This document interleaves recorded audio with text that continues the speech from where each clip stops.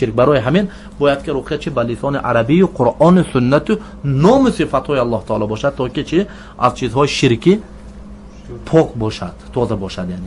یعنی این چیز ما را دربارش دیم، این چیز که طبعا یعنی این چیز یعنی این به چی نمیکنیم، یعنی تکیه نمیکنیم برای اینکه چیز. وقال شیخ الاسلام ابن تیمیه رحمه الله كل اسم مجهول، یعنی همین نامی که مجهول نمیدونه ها فليس لأحد أن يرقي به، یعنی این چیز گرفته رقیه خواندن درست نه. فضلا عن أن يدعو به ولو عرف معناه، فضلا عن أن يدعو به ولو عرف معناه، یعنی رقیه خواندن درست نه. ما بالک مثلا چی میگید و انسان چی نام وی گرفته دعا کردن یا فلان من به یاردم ته یا فلان ما به چه مدد ته گفتن.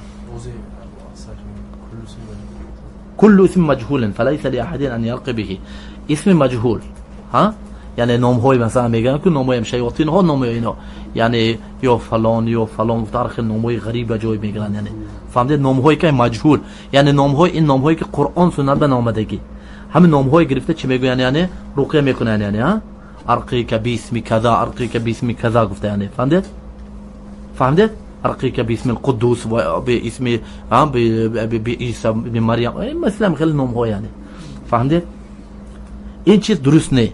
ما گفتیم که فقط نامی که باشد این نام مجهول ما نمیدونیم، فهمیدید؟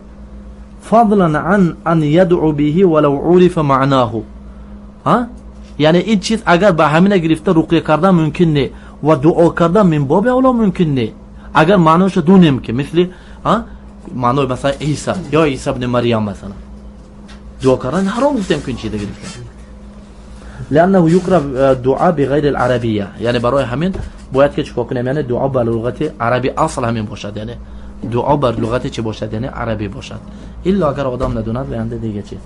و انما يرخص لمن لا يعرف العربیه، دیدید یعنی آدمی که عربی نمیداند خیلی بیانده به لغت خودش دعا کند میشد.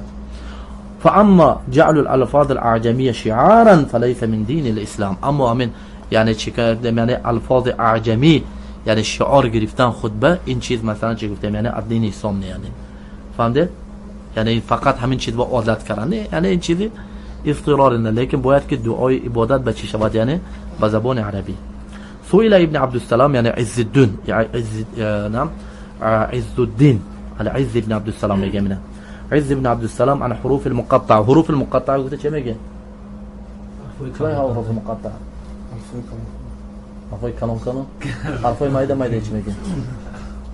حرفای جدا علامه چی دو، یعنی مثل الف لام میم، یعنی همین حرفای یعنی کاف ها یا عین صاد، یعنی مثل همین بعضی سوره هایی که به همین حرفا سر میشن که یعنی الف لام میم را مثلا، نه همین حرف مقطع میگیم، یعنی انا مقطع. فمنع منها ما لا يعرف لئلا يكون فيه كفر، یعنی گفتن که همین آیات های همین حرفای گرفته رقیه خونه میشد، گفتن این عز ابن عبدالسلام گفت نه، یعنی الله اعلم مقصد وای چی ما نمیدونیم این چیزا، فهمیدید؟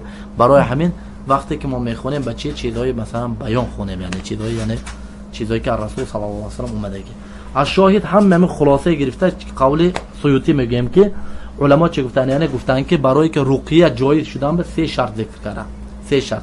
یکم شرطش چی باشد، یعنی باید که از کلام الله تعالی اسم و صفات های الله تعالی باشد، اسم و صفات های الله تعالی کلام الله تعالی باشد.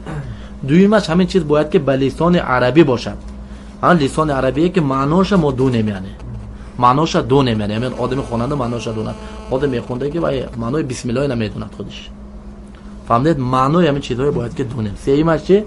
ان یعتقد ان الرقیه، یعنی سیمش دونیم که رقیه و ذات خودش یاردم نمیتید، اینما این سبب 3 شرط، همین 3 شرط باشد علمینند رقیه چی میشد؟ جایز میشد.